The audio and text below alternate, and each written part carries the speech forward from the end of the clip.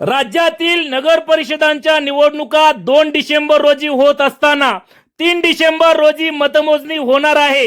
मात्र फलटण नगर परिषद आणि राज्यातील काही निवडणुका 20 डिसेंबर रोजी होणार असताना या सर्वच निवडणुकांची मतमोजणी 21 डिसेंबर रोजी करावी अशी जोरदार मागणी फलटण येथील नगराध्यक्ष पदाचे उमेदवार श्रीमंत अनिकेत राजे नाईक निंबाळकर आणि सर्व नगरसेवक पदाचे उमेदवार यांनी फलटणच्या प्रांताधिकारी प्रियंका आंबेकर यांना दिनांक 30 नोव्हेंबर रोजी निवेदनाद्वारे केले आहे।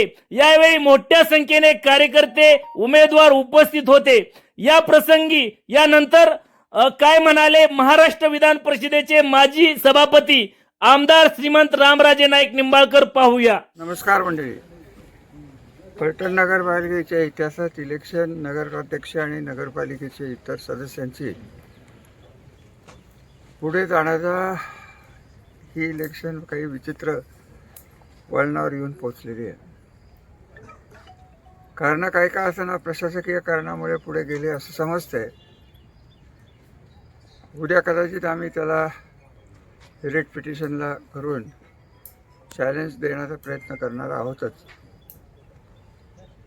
परंतु या इलेक्शन कमिशनला, स्टेट इलेक्शन कमिशनला आपण कळवलेलं आहे की आज या जिल्ह्यात महाबळेश्वर आणि फलटण सोडले तर बाकीचे ह्या इलेक्शन्स होऊन जाणार आहेत। 3 तारखेला त्याचे निकाल लागणार आहेत आणि ह्या निकालांचा परिणाम आमच्या इलेक्शनवर होऊ नये म्हणून ज्या पद्धतीने लोकसभेचे इलेक्शन असते, विधानसभेचे इलेक्शन जर टप्प्याटप्प्याने होणार असेल तर निकाल बाकी एकाच दिवशी निघतात, त्याच पद्धतीने या जिल्ह्यापुरतं बोलायचं झालं तर बाकीच्या नगरपालिकेचे निकाल हे राखून ठेवावेत। या निमित्ताने कार्यकर्त्यांना माझी विनंती आहे की आपल्या सगळ्याला वाटेल की अजून 10 दिवस कसं करायचं, फुल ताकदीने 10 दिवस पुढे जरी गेलं तरी आपल्याला प्रचाराला लागायचं आहे, कंटाळायचं नाही। जी काही यंत्रणा आतापर्यंत उभं राहिली, जे काही वातावरण झालं ते टिकवण्याचा प्रयत्न करणं अत्यंत गरजेचं आहे। तेव्हा उमेद हारू नका, विजय आपला आहे।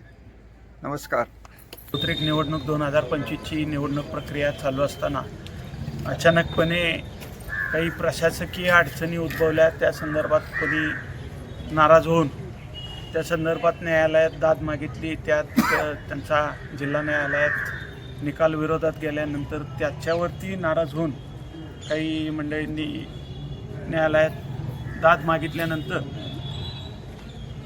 मान्य महाराष्ट्राचा जो निवडणूक आयोग आहे त्यांनी संपूर्ण इलेक्शन प्रक्रिया जी आहे, फलटण असेल, महाबळेश्वर असेल, म्हणजे सातारा जिल्ह्यातली ही 2 गावं आहेत, शेजारी आपल्या बारामती आहे, इतर काही गावांची नावं ऐकायला मिळत आहेत, मंगळवेढा आहे, अंबरनाथ आहे,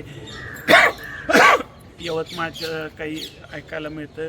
तर अशा पद्धतीनं साधारण 10 नगरपालिकांमध्ये ही निवडणूक आणि नगरपंचायतींमध्ये निवडणूक प्रक्रिया जी आहे तर ती पुढं ढकलण्यात आलेली आहे असं समजतं इन द सेन्स त्याच्या आपल्याला परिपत्रक काल ऐकायला मिळालं होतं, पाहायला मिळालं। रात्री उशिरा सर्वांना आम्हाला हातात पाहायला मिळालं। ते 2 डिसेंबरला संपूर्ण राज्यात मतदान होत आहे आणि 3 डिसेंबरला मतमोजणी होणार आहे।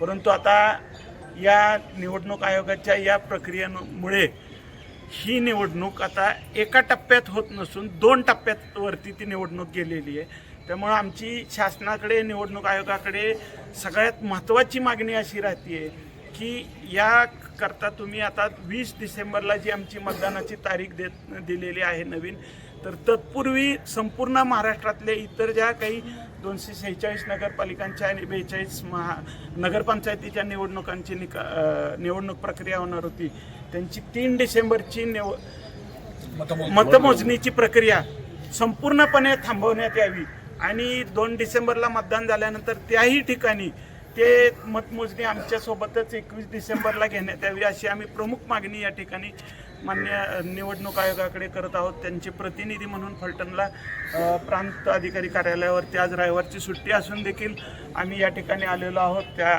अधिकाऱ्यांनी आम्हाला प्रतिसाद देत माननीय नायब तहसीलदारांनी आमचं हे निवेदन स्वीकारलेलं आहे. ते वरती शासनाकडे त्या पद्धतीनं निवडणूक आयोगाकडे ते हे निवेदन देतो अशी त्यांनी आम्हाला ग्वाही दिलेली आहे. पण मला या ठिकाणी सगळ्यात महत्त्वाचा मुद्दा हाच सांगायचा आहे की 2 टप्प्यात निवडणूक होत आहे. ह्या दुसरा जो टप्पा आहे त्याच्यावरती पहिल्या टप्प्याच्या निवडणुकांचे मतमोजणीचा परिणाम होऊ नये याकरता आम्ही सर्वजण या उमेदवारांनी नगराध्यक्षपदाचे उमेदवार अनिकेत राजे असतील किंवा आम्ही सर्वजण नगरसेवक पदाचे उमेदवार असू, आम्ही सर्वांनी निवेदन दिलेलं आहे आणि त्याप्रमाणे तिथं मागणी केलेली आहे. आणि शासन आणि निवडणूक आयोग आमच्या मागणीचा निश्चित विचार करेल आणि तो विचार नाही झाला तर आम्ही त्याच्याही पुढे जाऊन माननीय उच्च न्यायालयात दाद मागण्यासाठी रिट पिटिशनचीही तयारी त्या ठिकाणी केलेली आणि रिट पिटिशन मार्फत आम्ही त्या ठिकाणी काही स्थगिती मिळवण्याकरता वगैरे काही इतर बाबी करण्याकरता प्रयत्नशील आहोत. हेही मी आपल्या सर्वांना आपल्या माध्यमातून सांगू इच्छितो. माध्यमांकडून आणि त्यांनी सांगितलं होतं की आम्ही एक निवेदन देत आहोत की इलेक्शन प्रक्रिया जी फलटणमध्ये लांबवली आहे आणि त्याचा रिझल्टसुद्धा लांबवलेला आहे.